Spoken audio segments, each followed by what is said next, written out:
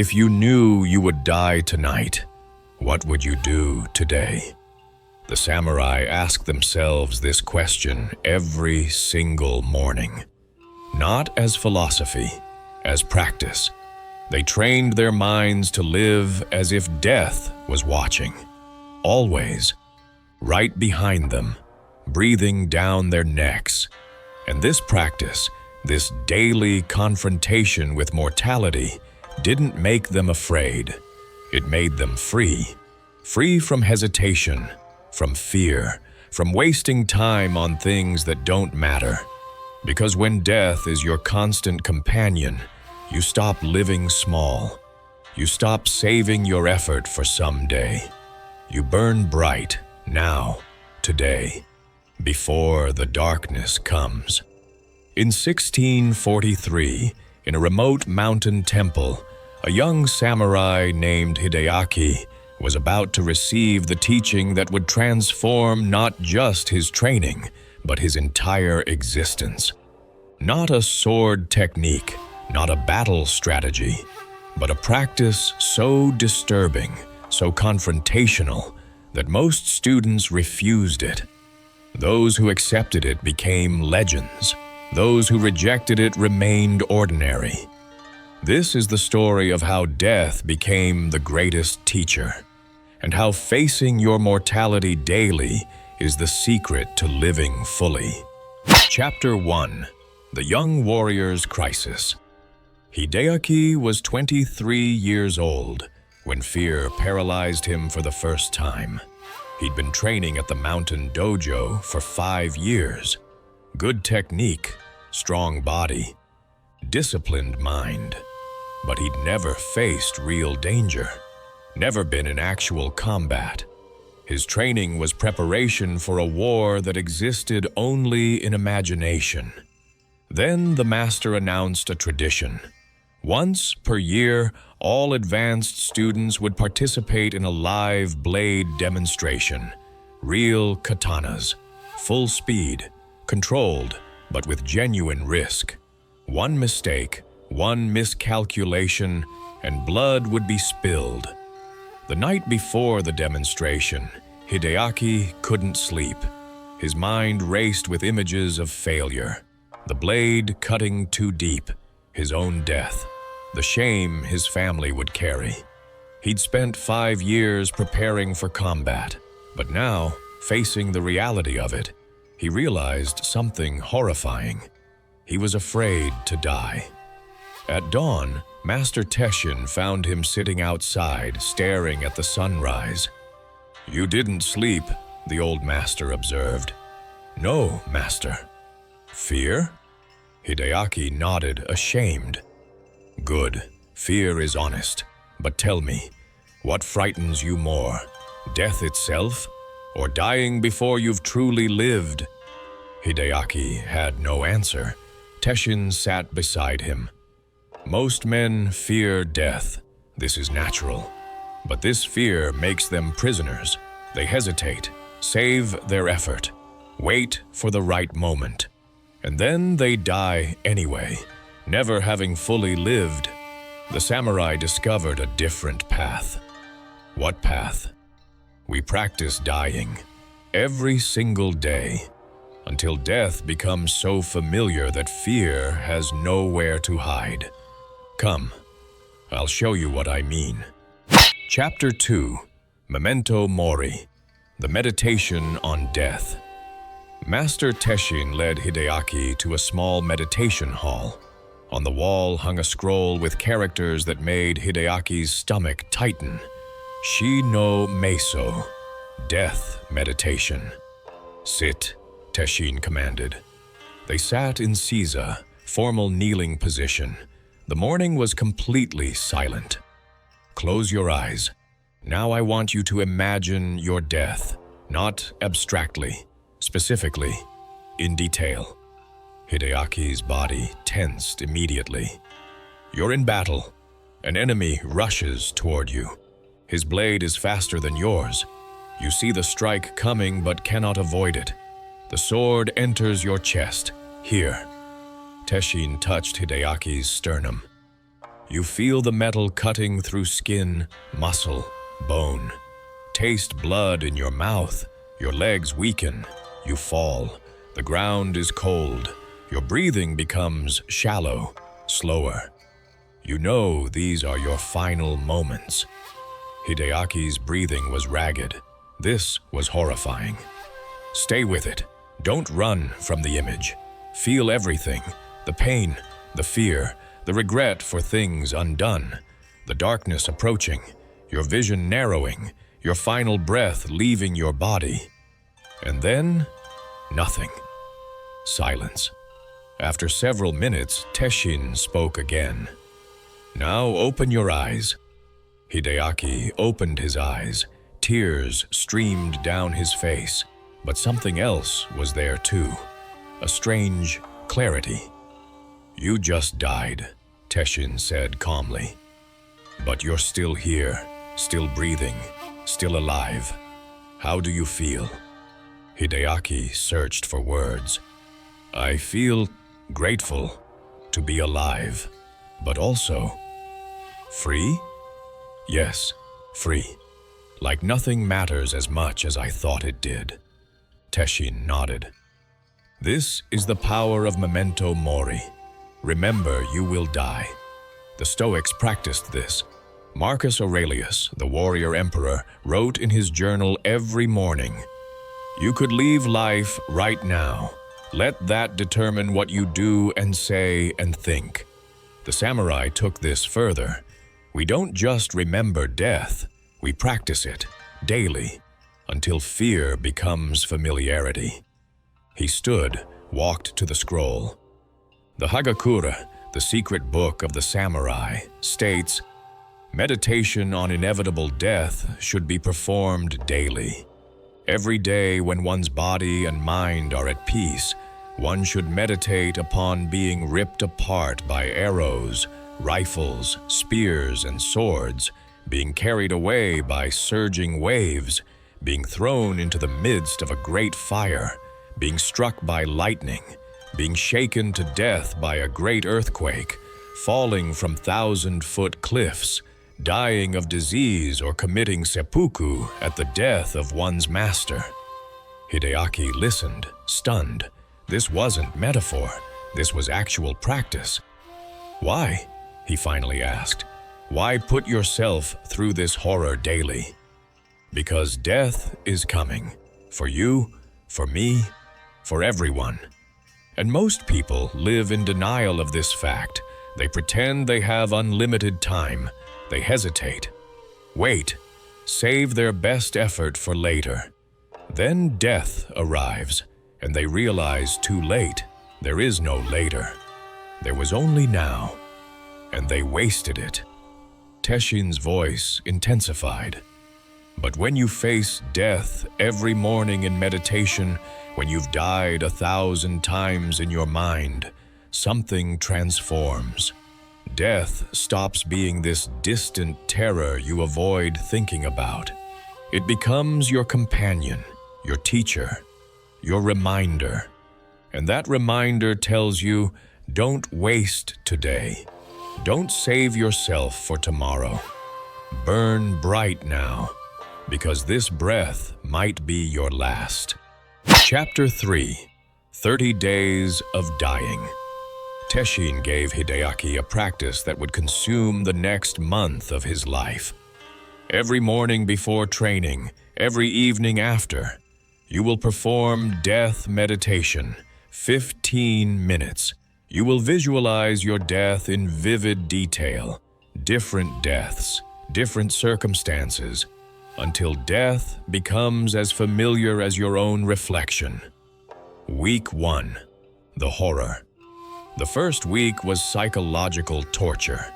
Each morning, Hideaki would sit and force himself to imagine violent death. Arrow through the throat, blade through the stomach, drowning, burning, falling. His body would shake, sweat would pour, his heart would race as if the death were actually happening. The evening sessions were worse. His mind was tired from training. The meditation felt more real, more visceral. He would finish trembling, sometimes crying. "This is destroying me," he told Teshin after day 5. "No, this is destroying your illusion of permanence, your denial of mortality. That destruction is necessary. Keep going." Week 2, the familiarity. Something strange happened in the second week. The deaths became less shocking. Not because they were less vivid, Hideaki's imagination had actually become more detailed, but because the repetition was wearing away the terror. He noticed something else. After each meditation, when he opened his eyes and returned to being alive, the world looked different, brighter, more precious. The simple act of breathing felt like a gift. During training, his hesitation began to fade. When sparring, he moved more freely. The fear of being hit, of failing, of looking bad. It all seemed smaller compared to the death he'd just experienced in meditation. "You're changing," his training partner noticed. "You fight differently now." Hideaki realized it was true. When you've already died in your mind, a wooden sword to the ribs doesn't seem so terrible. Week 3, the liberation. By week 3, death meditation had become strangely peaceful. Hideaki would sit, visualize his death, and feel acceptance, not resignation. Acceptance. Yes, this will happen. Maybe today, maybe in 50 years, but it will happen. And in that acceptance, fear dissolved. He started noticing how much of his life was controlled by unconscious fear of death. The hesitation before speaking honestly, the holding back in training, the saving of effort for when it really matters. All of it was fear of mortality disguised as prudence. One morning after meditation, Teshin asked him a question. "If you knew you would die tonight, what would you do today?" Hideaki thought, really thought.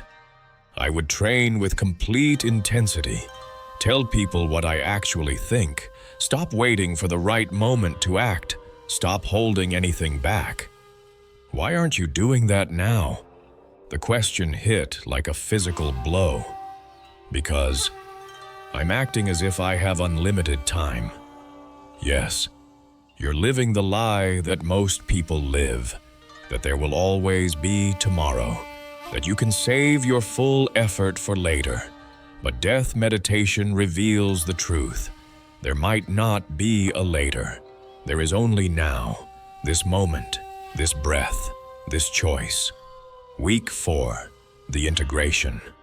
The final week transformed the practice from meditation into lifestyle.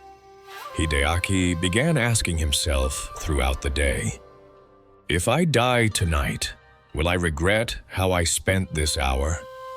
The question changed everything. Meaningless conversations, cut short. Hesitation in training disappeared. Conflicts he'd been avoiding, addressed directly. Tasks he'd been postponing, done immediately. Not from panic, from clarity. Death wasn't a distant abstraction anymore. It was a presence, always there, watching, waiting. But instead of making him fearful, it made him focused, alive, present. The demonstration with live blades arrived. Other students were nervous, tense. Hideaki was calm. Not because he wasn't afraid, but because he'd already faced death 100 times that month. This was just one more encounter with his constant companion. The demonstration went perfectly. His movements were fluid, fearless, completely present. Because when you've already accepted death, there's nothing left to be afraid of. Chapter 4, the science of mortality. That evening, Master Teshin explained the deeper mechanisms. What you've experienced isn't mysticism, It's psychology, neuroscience that won't be understood for centuries, but that the samurai discovered through practice. They sat in the meditation hall, candles flickering. Your brain has a threat detection system, the amygdala. It's constantly scanning for danger, and nothing triggers it more powerfully than thoughts of death. This is why most people avoid thinking about mortality. It's uncomfortable, frightening. Teshin drew in sand on the floor. But here's what the samurai discovered. When you repeatedly expose yourself to death in controlled meditation, something remarkable happens. The amygdala stops treating death as an emergency. It becomes familiar, and familiarity reduces fear response. So the meditation is desensitization? Partly, but it's more than that. There's something called terror management theory. Modern psychology will discover that awareness of death creates two possible responses. One, denial and distraction. You avoid thinking about it, fill your life with meaningless activity to escape the reality. Two, integration and meaning. You accept death's inevitability and use that acceptance to clarify what actually matters. Most people choose the first path, Hideaki said. Yes, because it's easier, but it leads to wasted life. The second path, the samurai path, is harder, but it leads to what the Stoics called living in accordance with nature, accepting reality as it is, including your mortality. Teshin continued. Marcus Aurelius, the Stoic emperor, practiced morning meditation on death. He wrote, "Think of yourself as dead. You have lived your life. Now take what's left and live it properly." This wasn't depression. This was liberation. When you've already accepted death, you're free to live fully. The Stoics and samurai discovered the same truth, Hideaki observed. Yes, because truth is universal. Different cultures, same reality. The Buddhists have a similar practice, maranasati, mindfulness of death. Tibetan monks meditate in charnel grounds surrounded by corpses, not to be morbid, to confront the reality everyone else denies. Teshin stood, paced slowly. Modern people will fear this practice. They'll call it dark, unhealthy, but they're already obsessed with death. They just disguise it. Every safety precaution, every insurance policy, every desperate attempt to look young, all of it is death anxiety and denial. We face it directly, Hideaki said. Yes, and in facing it, we're freed from its unconscious control. The fear doesn't disappear, but it stops dictating your choices. You can feel the fear and act anyway, because you've already died. What's left to be afraid of? Chapter 5, The Fearless Warrior. 3 months after his death, meditation practice began. Hideaki's entire presence had changed. Other students noticed immediately. He moved differently, spoke differently, carried himself with a quality that was hard to name. Not aggression, not confidence exactly. Something deeper, a kind of settled acceptance. Master Teshin began using him as an example during teaching sessions. "Watch Hideaki's movement," he told the younger students during sparring practice. "See how he commits fully to each strike? No hesitation, no holding back. This isn't recklessness. This is freedom from the unconscious fear that makes most warriors tentative."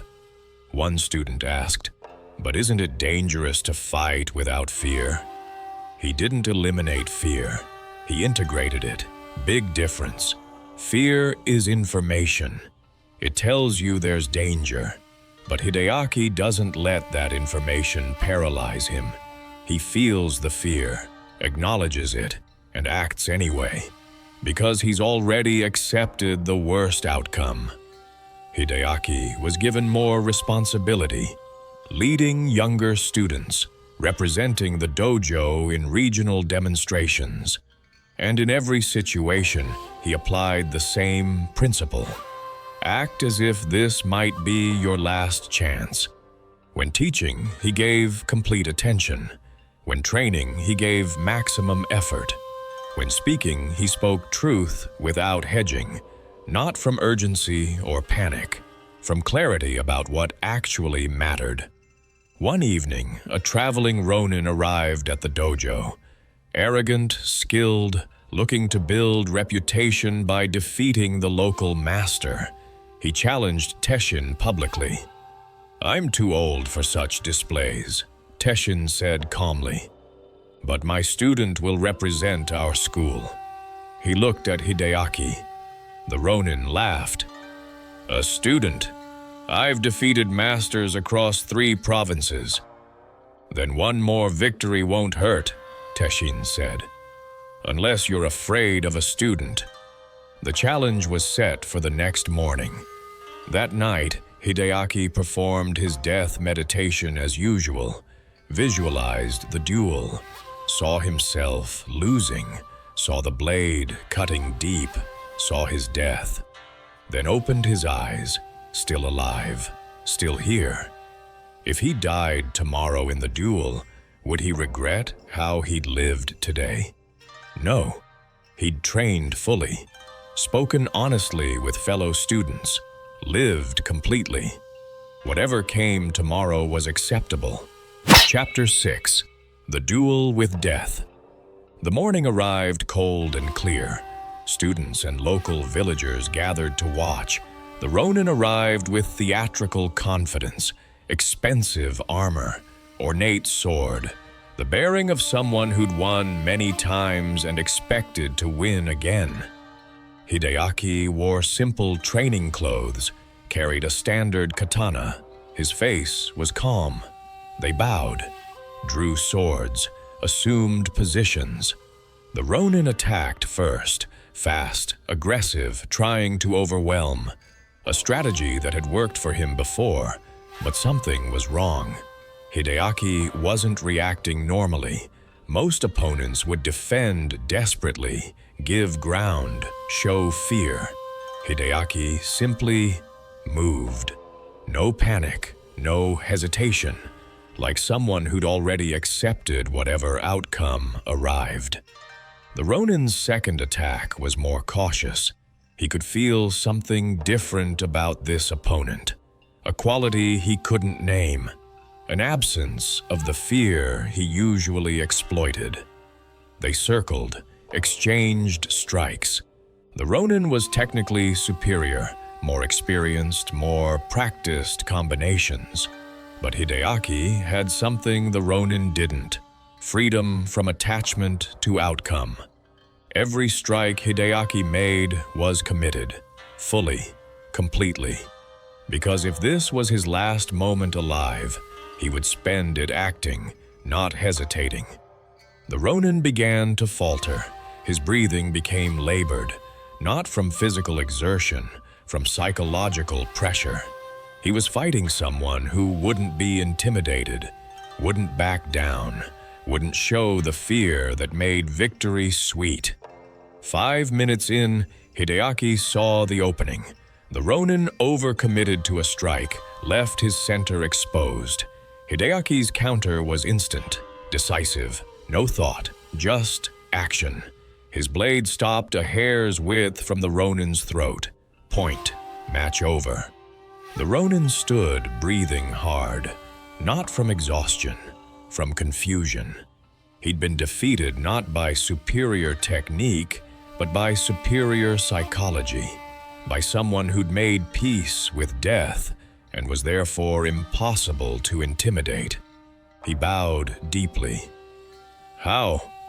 I've trained longer, fought more duels, but you, there's something I've never encountered before." "I practice dying every day," Hideaki said simply. "So this duel was just another moment, Not special, not feared, just what is. The Ronin looked at him for a long moment. Teach me. Chapter 7. Spreading the Practice. Hideaki became a teacher, not just of sword technique, of the practice that had transformed him. He started every teaching cycle the same way. New students would arrive, eager to learn combat skills. Before we touch swords, he would tell them, we practice dying. The reactions were always the same: confusion, discomfort. Some students would leave immediately. I came here to learn to fight, not contemplate death. But those who stayed discovered what Hideaki had discovered. He would lead them through the same progression Master Teshin had led him through. Week 1, Daily Death Meditation. Visualize your death in vivid detail. Different deaths, different circumstances. Yes, it's uncomfortable. That's the point. Comfort is the enemy of truth. And the truth is, you will die. The question is whether you'll face that truth now and live fully, or avoid it until it's too late. Week 2, the familiarity phase. Death stops being abstract terror, becomes real. And in that reality, paradoxically, becomes less frightening. Week 3, integration. You begin asking throughout the day, if I die tonight, will I regret this choice? That question cuts through all nonsense, all hesitation, all waiting for the right moment. Week 4, liberation. You act as if death is watching, always, and that awareness makes you fully alive, finally. One student asked the question everyone wondered. Doesn't this make life depressing, constantly thinking about death? The opposite, Hideaki said. It makes life precious. When you truly accept that this moment might be your last, you stop wasting moments. You stop living in autopilot. Every breath becomes a gift. Every conversation matters. Every choice counts. The people who find this depressing are the people who've been living half asleep, pretending they have unlimited time. When death wakes them up, they realize how much life they've already wasted. That realization is painful, but necessary. Another student. But doesn't this make you reckless? If you've accepted death, why not take stupid risks? Accepting death doesn't mean seeking it. It means not being controlled by fear of it. I still value life. I still act with intelligence, but I don't hesitate from unconscious fear. I don't save my effort for someday. I don't postpone living until conditions are perfect. He stood, demonstrated a sword technique. Watch. When I strike, I commit fully. Not because I'm reckless, because if this is my last action, I want it to be complete, full, not tentative, not held back. Most warriors fight like they're saving something for later. I fight like there is no later, only now. The students began to understand. This wasn't about becoming suicidal or dark. It was about becoming fully alive by accepting the one truth everyone else denied. Chapter 8. Living with Death. Years later, Hideaki was old. His dojo had produced some of the most renowned warriors in the region, not because they were the most technical, because they were the most fearless, and their fearlessness came from a daily practice. Death meditation. A young student approached him one evening, eager, bright, but troubled. Master, I've been practicing death meditation for 3 months, but I'm struggling. Some days I feel the liberation you describe. Other days it just feels morbid. Am I doing something wrong? Hideaki smiled. He'd heard this question 100 times. You're not doing anything wrong. This is the practice. Some days, you'll feel the freedom. Other days, you'll feel the weight. Both are real. Both are part of facing truth. He poured tea, gestured for the student to sit. Let me tell you what nobody tells you about this practice. It never ends. It's not something you do for a month and then you're done. It's a daily discipline, because your mind wants to forget, wants to slip back into the comfortable lie that you have unlimited time. So I'll be doing this for the rest of my life? Yes. And here's the beautiful part. The rest of your life might be 50 years, or it might be 50 minutes. You don't know. I don't know. And that not knowing is precisely why the practice matters. Hideaki stood, walked to the window. The sun was setting. The Stoics had a phrase, MEMENTO MORI. Remember you will die. They wore rings engraved with skulls, kept reminders of mortality everywhere, because they understood forgetting death is forgetting to live. Marcus Aurelius wrote in his Meditations, "You could leave life right now. Let that determine what you do and say and think, not as punishment, as liberation. When that truth lives in you, really lives, not just intellectually, everything changes." The student listened, absorbing. "Master, has the practice changed how you approach death? Are you ready?" "Ready?" Hideaki laughed softly. "I don't know if anyone is ever truly ready, but I'm not afraid the way I used to be. Death is familiar now, an old companion. When it comes, and it will come, I'll recognize it, welcome it even. Not because I want to die, but because I've lived fully. Nothing held back, no waiting for someday." He turned back to the student. "That's what the practice gives you. Not immunity from death, immunity from the fear that makes you postpone living. You stop saving your best effort for later. You stop waiting for conditions to be perfect. You stop hedging your bets. You burn bright, now, today, this moment. Because this moment is all you ever have." 10 years later, Hideaki was dying. A simple illness, nothing dramatic, just the body wearing out. His senior students gathered around his bed. "Master," one said, voice breaking, "is there anything you need? Anything we can do?" Hideaki smiled. His breathing was shallow, but his mind was clear. "I need nothing. I've already died 1,000 times in meditation. This is just the final confirmation." He looked at each student. "Continue the practice. Every morning, every evening. Visualize your death. Not to be morbid. To remember that you're alive, that this moment matters, that there is no later." His breathing slowed. "If you knew you would die tonight, what would you do today?" He closed his eyes. "Don't wait to answer that question with your life." His last breath left his body, but his teaching remained.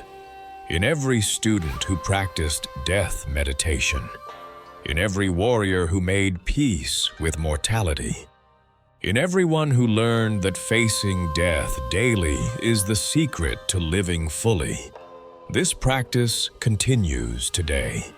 Not locked in ancient temples, available to anyone willing to face the truth everyone else denies. At Clarity and Focus, we practice this warrior discipline. Every week, ancient death meditation meets modern life. Every week, the question, if you die tonight, will you regret how you lived today? Subscribe. Not to think about death morbidly, but to use death as your teacher, your reminder, your companion that tells you, stop waiting, stop saving yourself for someday. Burn bright now, because the samurai knew what modern people forget. You don't have time. You never did. And pretending you do is the most dangerous lie you'll ever believe. Memento mori. Remember you will die. Let that determine what you do today.